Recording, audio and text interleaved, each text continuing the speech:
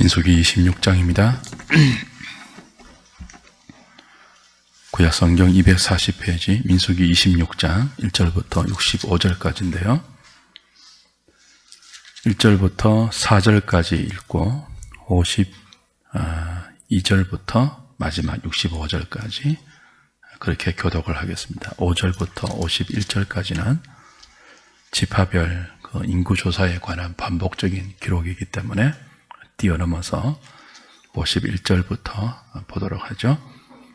제가 먼저 봅니다. 연병 후에 여호와께서 모세와 제사장 아론의 아들 엘르아살에게 말씀하여 이르시되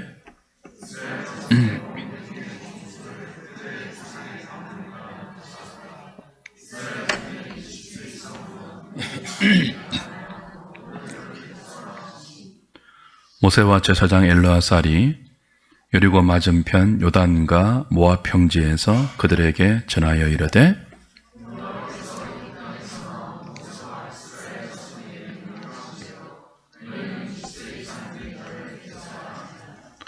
이제 그래서 르우벤 지파부터 계속 계수하는 장면이 나오고요. 넘어가서 51절부터 봅니다. 이스라엘 자손에 계수된 자가 60만 1730명이었더라. 이 명수대로 땅을 나눠주어 기업을 삼게 하라.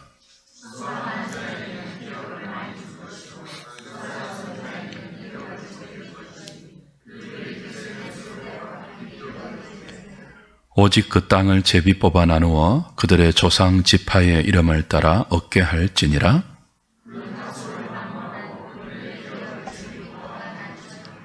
레위인으로 계수된 자들의 종족들은 이러하니 게르손에게서 난 게르손 종족과 고핫에게서 난 고핫 종족과 므라리에게서 난 므라리 종족이며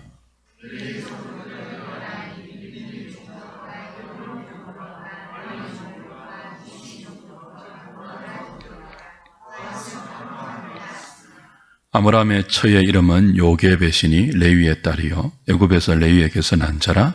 그가 아므람에게서 아론과 모세와 그의 누이 미리암을 낳았고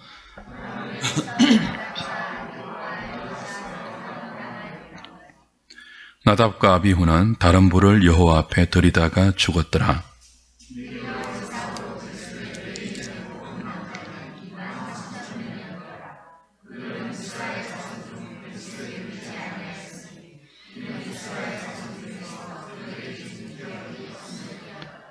이는 모세와 제사장 엘르아살이 계수한 자라.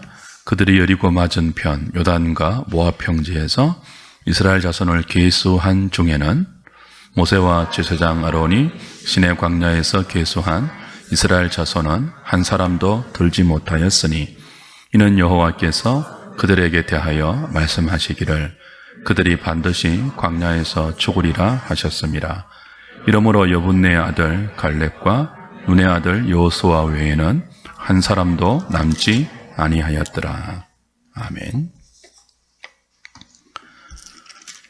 민수기 25장에서 이스라엘은 시딤에서 음행을 베풀었습니다. 그래서 하나님의 진노를 유발했고 연병이 돌아서 24,000명이 죽어나갔죠.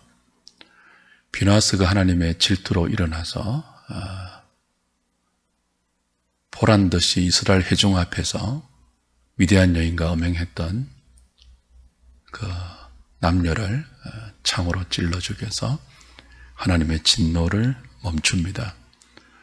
그리고 하나님은 비느하스에게 제사장 언약을 갱신시켜 주시고 이스라엘 백성을 다시 언약의 백성으로 삼아 주시죠. 이어서 이제 오늘 26장에 오면 모세와 엘르아살에게 하나님께서 그 인구 조사를 명합니다. 1절에 보시면 연병 후에라고 되어 있죠. 그 25장의 사건 후에 24,000명이 죽어나가니까요. 그죠?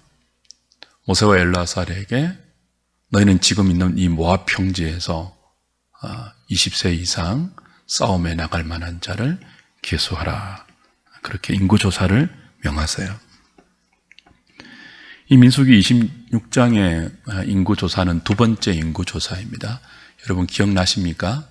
민수기의 시작이 인구조사로부터 시작되었습니다. 출애굽한 둘째 해, 둘째 달 첫날에 시내산 밑에서 인구조사를 명했어요. 그때 인구조사의 목적은 진군을 위한 군대 조직입니다.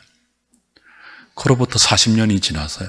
가데스에서 약속의 땅에 들어가기를 거부한 출애굽 1세대를 하나님이 다 진멸하시겠다고 말씀하시고 이 40년을 광야에서 훈련할 것이다. 연단받을 것이다. 말씀하셨죠. 그 40년이 지났어요. 요단강 동편 모압 평지에서 가나안을 목전에 두고 이제 가나안에 들어가야 돼요. 가나안을 목전에 두고 하나님은 이 두 번째 40년 전과 비교해서 두 번째 인구조사를 명하시는 것입니다. 이 두 번째 인구조사의 목적이 두 가지인데요. 첫 번째는 40년 전의 인구조사와 똑같이 군대를 조직하기 위해서예요. 2절을 보십시오. 이스라엘 자손의 온 회중의 총수를 그들의 조상의 가문을 따라 조사하되 이스라엘 중에 몇 세 이상으로요? 20세 이상으로 능히 전쟁에 나갈 만한 모든 자를 계수하라. 그러니까 뭘 염두에 두고 인구조사를 명하시는 거죠? 싸움이에요. 전쟁이에요. 전쟁에 나갈 수 있는 20세 이상의 남자를 조사하라. 이렇게 말씀하시는 거죠. 그 25장 지난주에 보았던 25장 17절 18절 보면 하나님께서 미디안인들을 대적해서 치라 그랬습니다. 미디안과 싸우라 그랬어요. 왜냐하면 이들이 너희들을 대적해서 엄행에 빠지게 했다. 그래서 나의 진노를 촉발시켰다. 미디안인과 싸우라 그랬어요. 그 미디안과 싸워야 하는데 누가 싸웁니까? 20세 이상의 남자들을 군대로 불러서 싸우라는 거예요. 미디안만이 아닙니다. 가나안에 들어가는 남아있는 과정과 약속의 땅에 들어가서도 이스라엘은 뭘 해야 되죠? 전쟁을 해야 돼요. 정복 전쟁을 해야 돼요. 가나안에 미리 살고 있는 7 족속 원주민들과 싸움을 해야 돼요. 물론 이것은 혈과 육의 싸움이 아닙니다. 칼과 창으로 하는 싸움이 아니죠. 40년간 광야에서 훈련했던 사람이 떡으로만 사는 것이 아니고 하나님의 말씀으로 산다는 그 믿음으로 말씀을 들고 말씀에 순종하는 영적인 싸움을 싸우는데 그것도 이제 20세 이상으로 어떤 상징성을 부여해서 군대를 조직하는 거죠. 그 두 번째 인구조사의 첫 번째 목적은 뭐죠? 싸움을 위해서입니다.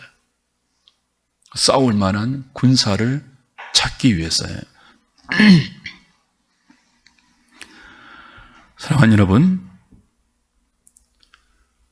그리스도인은 이스라엘 공동체는 애굽에서 부름받은 이후 본질적으로 영적 군사들로 세워집니다.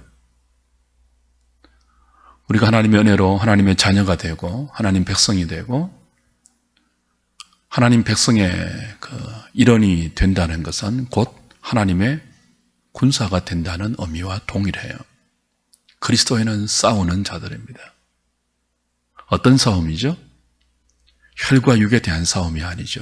하늘의 영들과 공중 권세 잡은 자들과 그 하늘의 악한 영들이 조성해 놓은 모든 비성경적인 가치관과 인간의 타락한 이기성이 만들어 놓은 모든 불의와 행악들에 대해서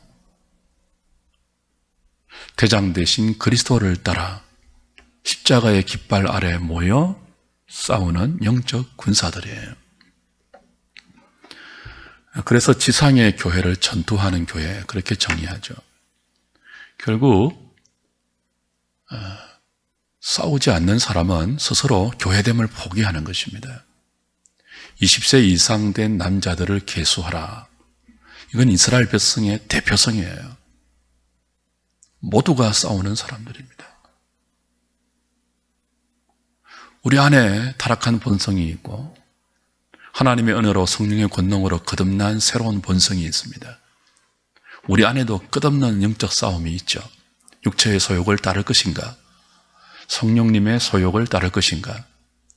그 영적 싸움을 포기한 자는 스스로 그리스도인됨을 포기하는 거예요. 그렇지 않습니까? 우리 안에 타락한 본성을 이루기 위해서 하나님의 전능하심을 이용한다든지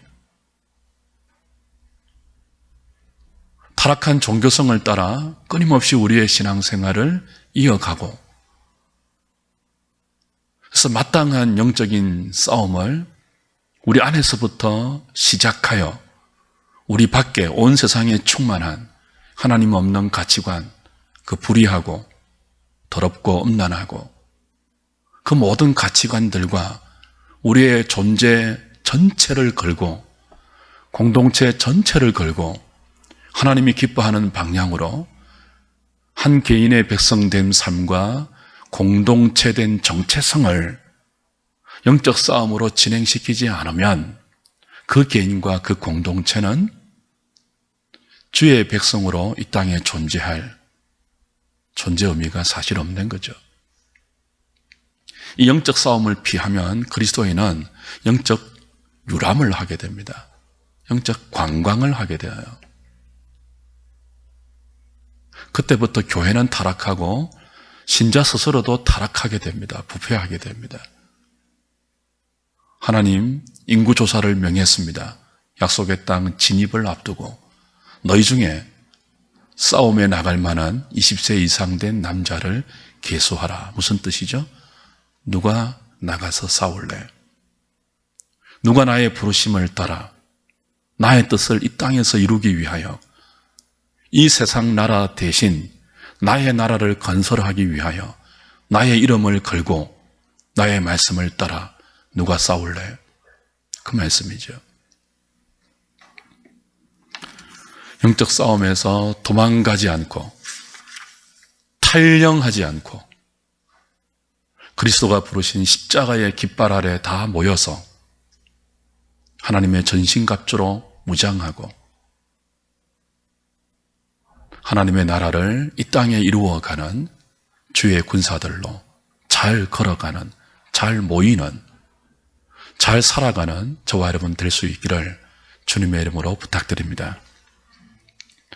두 번째 인구조사의 목적이 무엇입니까? 52절, 56절 보십시오. 52절부터 56절. 여호와께서 모세에게 말씀하여 이르시되 이 명수대로 땅을 나눠주어 기업을 삼게 하라.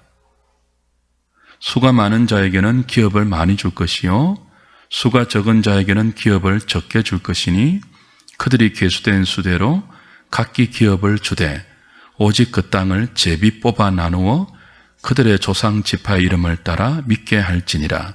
그 다소를 막론하고 그들의 기업을 제비 뽑아 나눌지니라. 자, 두 번째 인구조사의 목적이 뭐죠? 인구조사를 해서 53절에 보니까 뭐 하죠? 그 명수대로 땅을 나눠 기업을 삼게 하라. 그러니까 가나안 땅의 분배를 위해서 인구조사를 명하시는 거예요.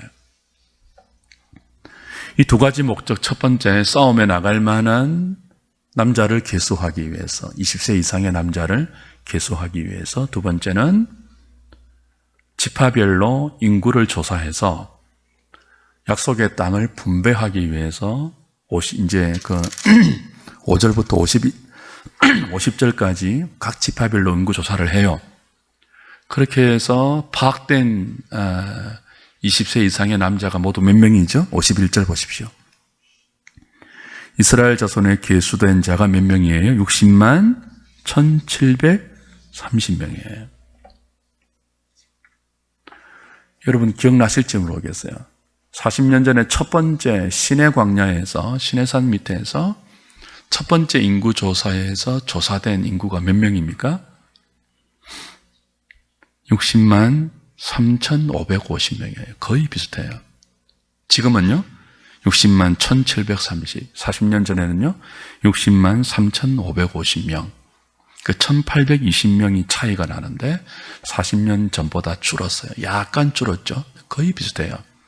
25장에 아마 시딤의 음행 사건으로 24,000명이 죽지 않았다면 40년 전보다 22,000명 정도가 늘었겠죠.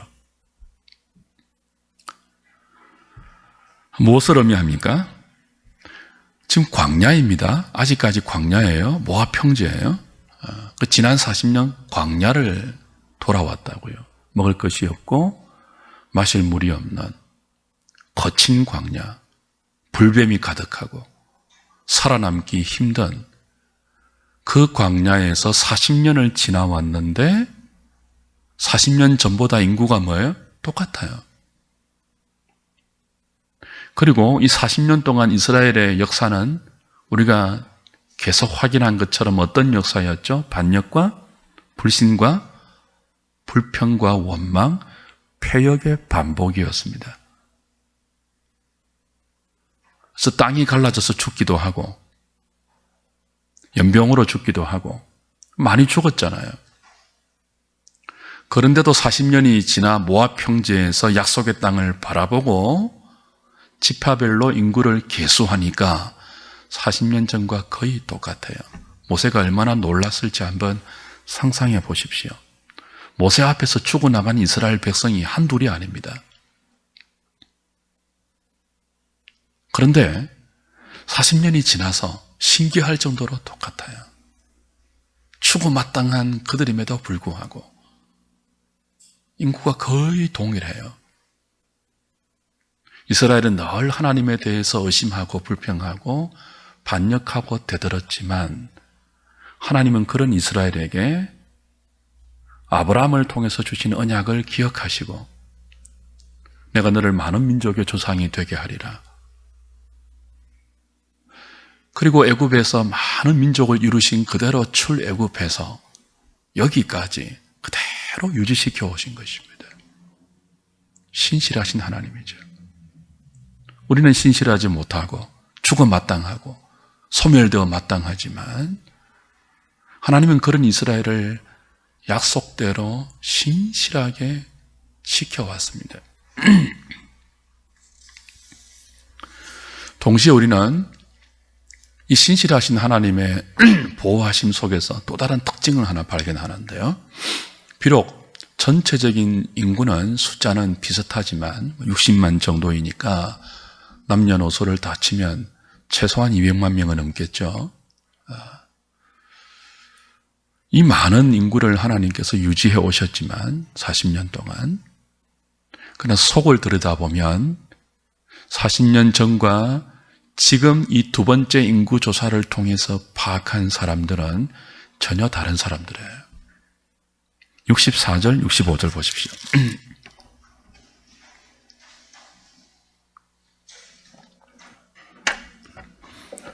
모세와 제사장 아론이 시내 광야에서 계수한 이스라엘 자손은 어떻다고요? 한 사람도 들지 못하였다.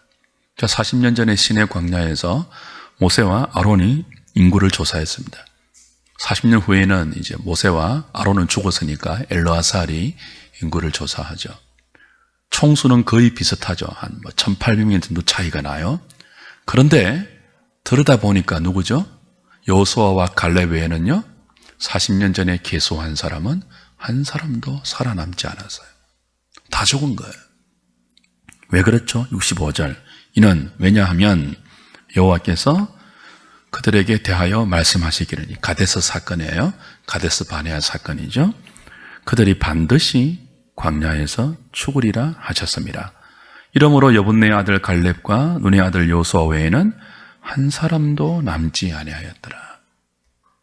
40년 전에 가데스 바네아에서 이스라엘 백성들이 약속의 땅에 들어가기를 거부했잖아요.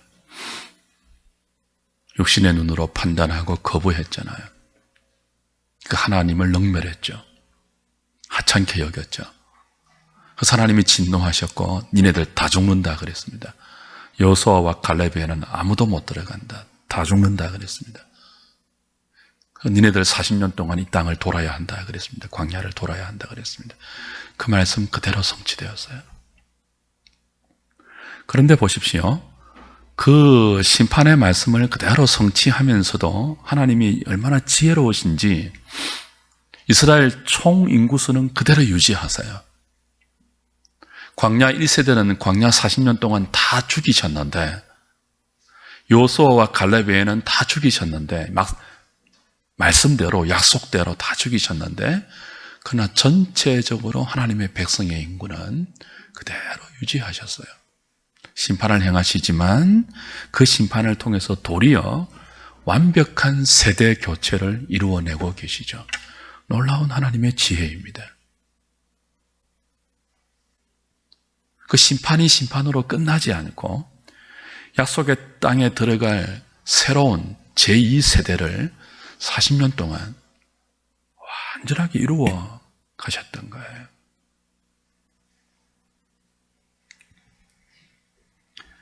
하나님 말씀이 성취되는데 참으로 무서울 정도로 이루어지고 있죠. 에스겔서 36장에서 하나님이 에스겔을 통해서 뭐라고 했습니까? 내가 말하면 그대로 이루어진다 하셨지 않습니까? 우리는 인생이기 때문에 막 장담을 해도 우리가 말한 대로 이루지 못하는 것이 훨씬 많아요. 그러나 하나님은 인생이 아니십니다. 시건치 아니하십니다.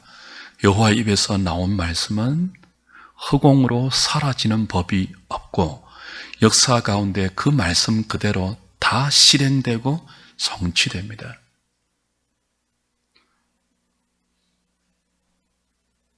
그대로 성취되었어요. 그 심판을 심판대로 하시면서 심판을 통해서 새로운 세대를 완벽하게 이스라엘 가운데 만들고 계시는 하나님의 능력을 보십시오. 하나님의 지혜를 보십시오.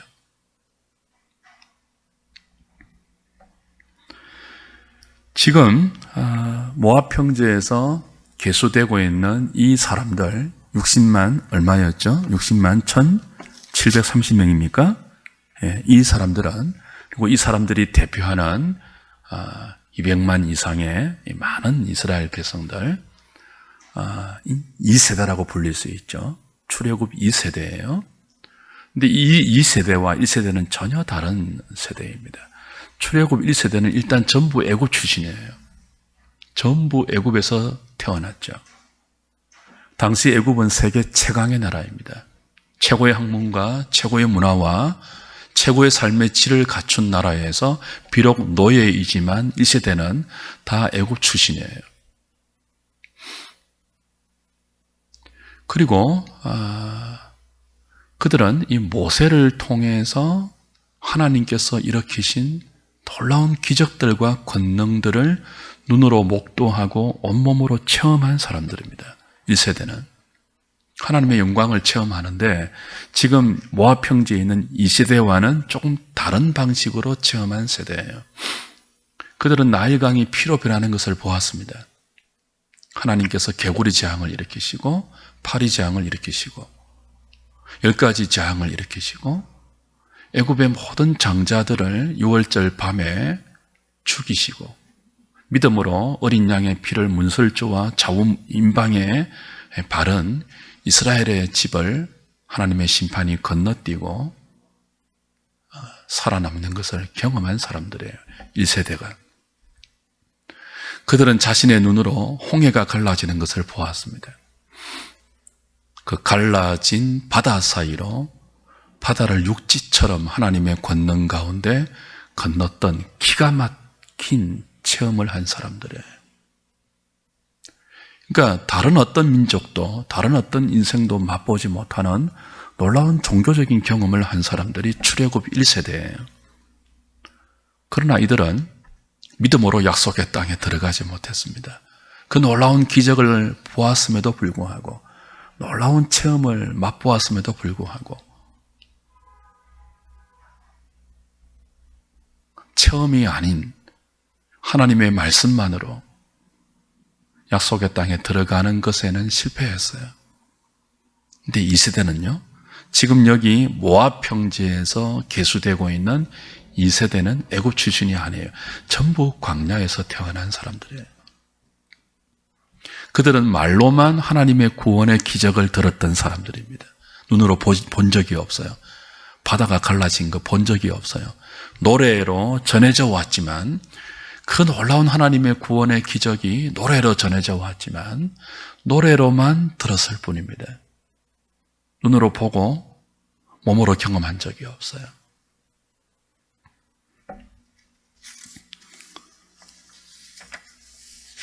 이 출애굽 이 세대는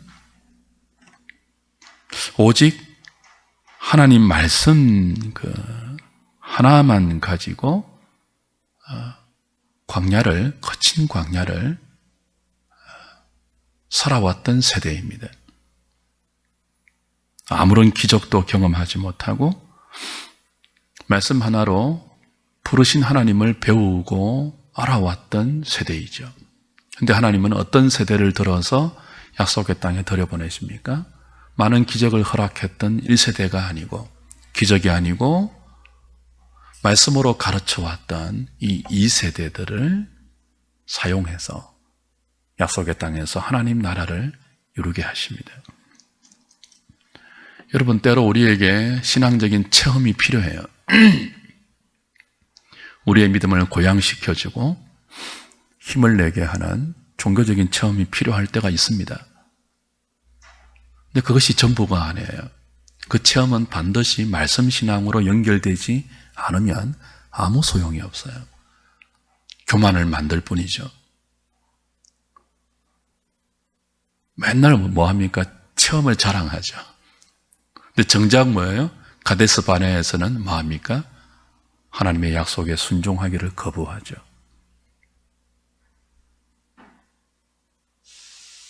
이 체험이 없어도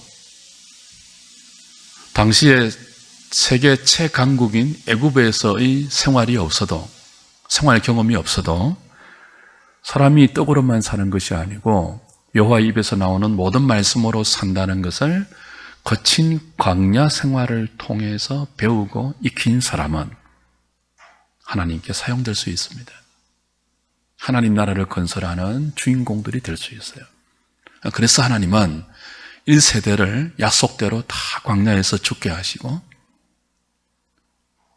아무런 체험과 기적을 경험하지 못한 말씀 하나 붙들고 하나님 따라가는 것을 줄기차게 훈련해 왔던 이 2세대들을 데리고 당신의 나라를 가나안 땅에서 이루어 가시는 것입니다. 사실 광야 40년 연단 기간은 이거 하나 배우는 세월이었죠. 애굽의 노예 근성 버리고 타락한 인간의 종교성과 인간의 본성이 얼마나 허망한 것임을 아무것도 없는 광야에서 배우고 오직 하나님 말씀 하나 붙들고 살아가는 것을 배우는 기간이, 배우는 장소가 광야예요. 거기서 출애굽 2세대는 먹을 것이 없어도, 마실 물이 없어도, 입을 옷이 없어도 말씀하시는 하나님 한 분 있으면 얼마든지 살아남을 수 있다는 것을 배웠습니다. 출애굽 2세대가요. 그래서 광야에서 이걸 배우면 어디에서 살아남지 못하겠습니까? 광야만큼 거친 곳이 어디 있습니까? 여러분, 광야에서 말씀 하나 붙들고 살아남았다면 약속의 땅에서는 더 그렇게 할 수 있죠. 아무것도 없는 광야에서 살아남았는데 어딘들 못 가겠습니까? 무엇인들 못 하겠습니까?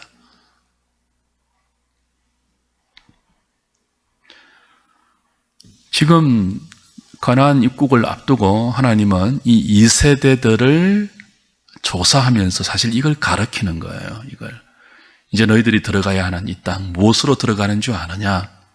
너희들이 40년 내내 나를 통해서 배웠던 이거, 다른 것 붙들지 않아도 하나님의 말씀과 말씀하시는 하나님 한 분 붙들면 언제든지 하나님이 책임지고 지키신다는 그 믿음 하나 가지고 들어가라는 거예요. 사랑하는 여러분, 너무 많이 붙들지 마십시오. 사람이 많이 붙들고 살면 추해집니다. 복잡해집니다. 겉과 속이 다른 사람 될 수 있습니다. 너무 많이 붙들어서 그래요. 하나만 붙드십시오. 아까 우리 찬송했죠. 언제나 주님만 바라봅니다. 하나님만 붙드십시오. 하나님 말씀만 붙드십시오.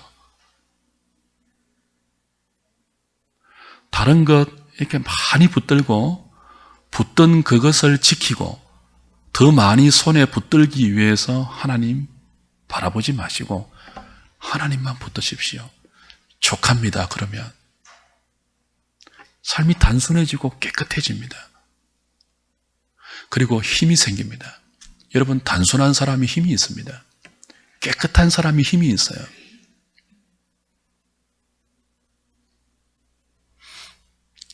주렁주렁 많이 달고 살아도 더러우면요, 힘이 없어요. 넓은 집에 살고 좋은 자동차 타고 다녀도 사람이 더러우면 모든 사람들이 뒤로는 경멸한다고요. 근데 가난해도요, 보잘것 없어도요, 사람이 깨끗하면요, 거룩하면요, 힘이 있습니다. 그 사람의 말에. 하나님 이스라엘 백성을 애굽에서 부르고 광야 40년 동안 말씀하신 하나님 붙들게 훈련시키고 연단시킨 이유는 그런 백성 만들기 위해서예요.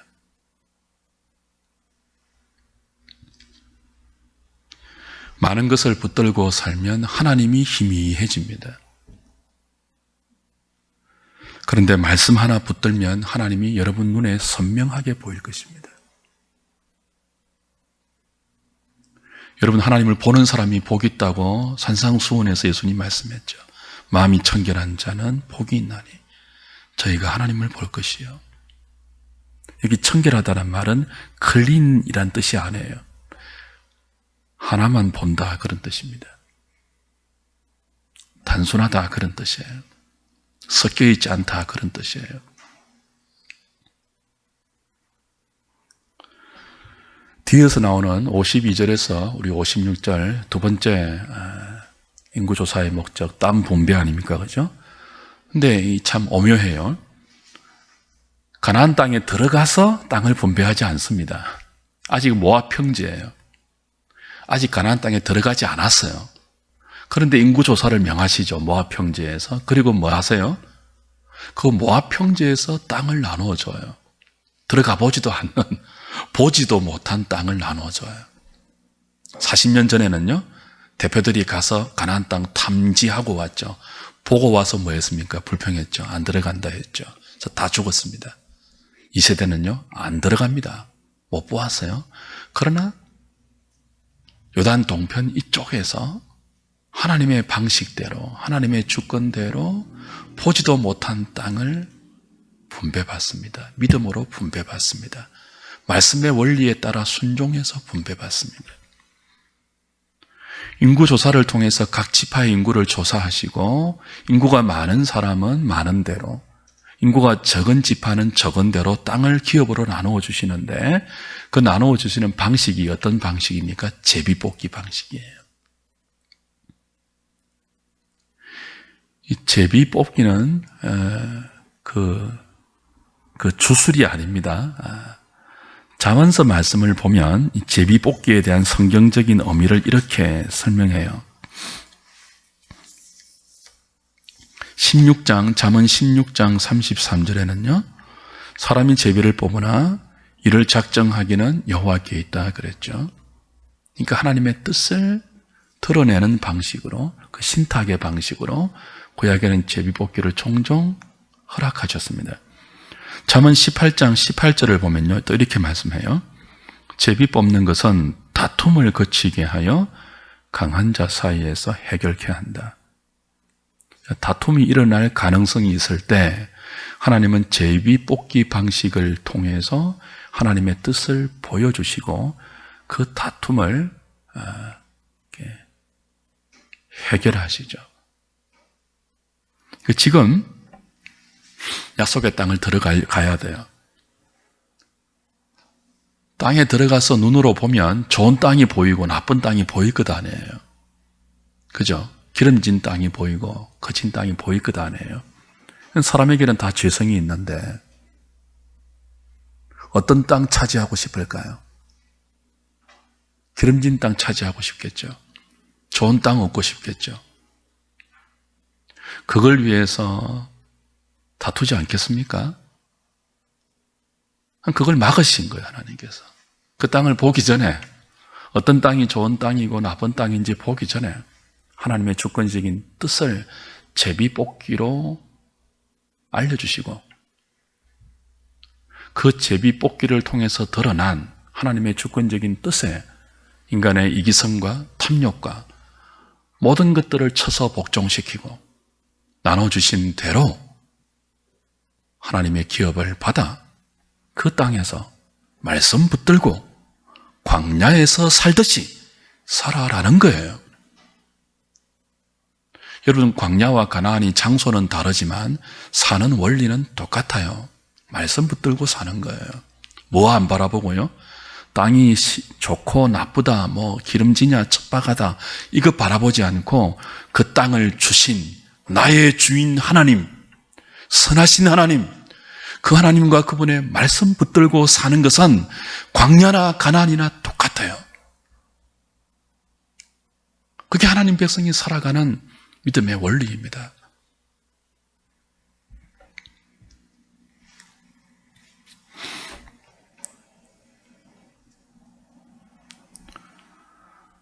우리가 교회 생활을 하면서 공동체가 힘들어질 때가 언제이던가요? 교회 공동체가 무슨 큰 일로 힘들어지지 않습니다. 아주 사소하고 작은 일로 늘 깨트려지고 어려움을 겪습니다. 그 작고 사소한 것이 무엇이던가요? 대부분은 이기적인 욕심입니다. 그렇지 않던가요? 그 죄성이 우리 모두에게 있다고요. 모두에게 있어요. 근데 한 사람이라도 공동체 가운데 죄성이 발동될 때 어려움이 생깁니다. 그 죄성을 고집할 때 내가 이 땅을 차지해야 돼. 이건 내 기득권이야. 이건 내가 주장해야 돼.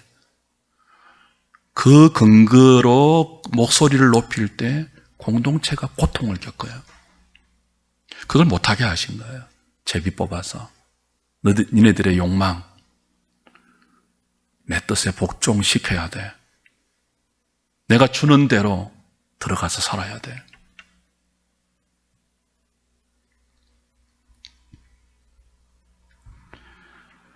이런 하나님 나라의 원리를 이스라엘 공동체 가운데 가르치고 전수하고 유지시켜야 할 사람들이 누구일까요? 제사장과 레위인들입니다. 그래서 57절부터 62절에는 레위인의 계수가 따로 나와요. 12지파 외에 따로 20세 이상이 아니고 뭐죠? 정 다른 기준으로 레위인의 계수가 나오죠. 이들은 성전에서 하나님을 섬기는 사람들입니다. 그래서 20세 이상 싸울 만한 남자의 계수에는 들어가지 않습니다. 전쟁도 하지 않습니다. 이들은 농사도 짓지 않아요. 양도 치지 않습니다. 오직 하나님의 성전에서 하나님을 섬기면서 하나님 백성들에게 하나님 나라의 이런 원리, 믿음으로 사는 원리, 그 원리가 죄로 깨트려졌을 때 어떻게 제사를 통해서 용서를 받고 용서받은 사람이 다시 삶의 현장으로 돌아갈 때 어떤 믿음의 원리를 가지고 돌아가야 하는지를 가르치는 사람들이 제사장과 레위인들이에요.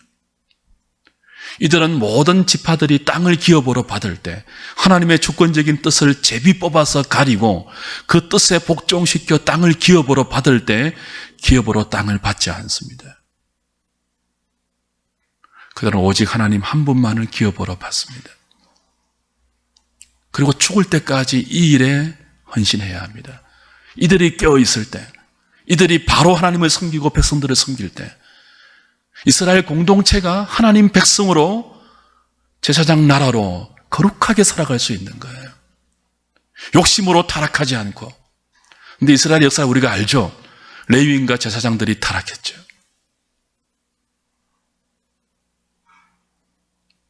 그들이 욕심을 부렸죠. 하나님이 기업 되신 것을 못마땅했죠. 다른 지파처럼 땅을 가지고 싶어 했죠.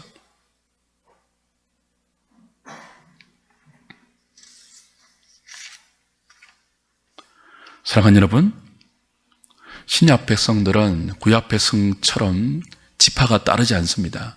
모두 레위인들입니다. 모두 왕같은 제사장들입니다. 오늘 우리들은 구약 이스라엘 백성들처럼 물리적인 땅을 기업으로 받지 않습니다. 하나님 우리에게 허락하신 땅은 부동산이 아닙니다. 온유한 자가 받는 땅은 부동산이 아니고 하나님의 통치를 의미합니다. 마태복음 5장에서 온유한 자는 복이 있나니 저희가 땅을 기업으로 받을 것이다. 이 땅은 부동산이 아니에요. 하나님의 통치예요. 신약 모든 백성들은 왕같은 제사장으로 땅을 기업으로 얻는 것이 아니고 하나님을 기업으로 받아 그분의 복된 통치 아래서 하나님을 향하여서는 주님의 자녀로, 하나님의 자녀로 살고 그리스도를 향하여서는 그리스도의 신부로 부름받는 놀라운 복을 받고 있어요.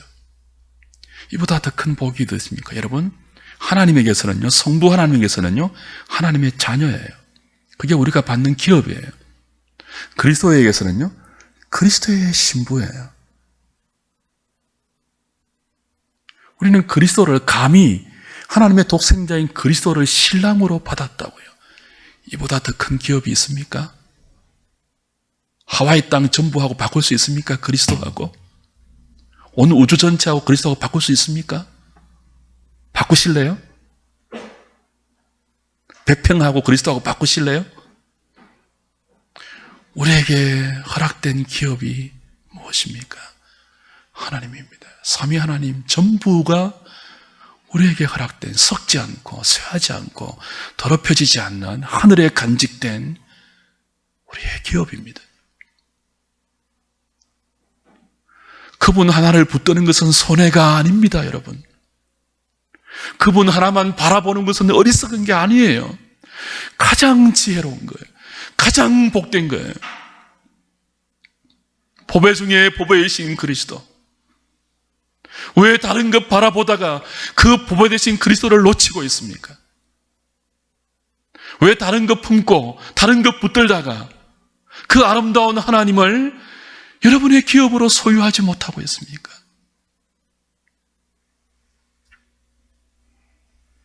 일 세대가 가나안 땅을 물리적으로만 바라보고 그 땅에 들어가기를 거부했습니다. 광야에서 다 죽었습니다.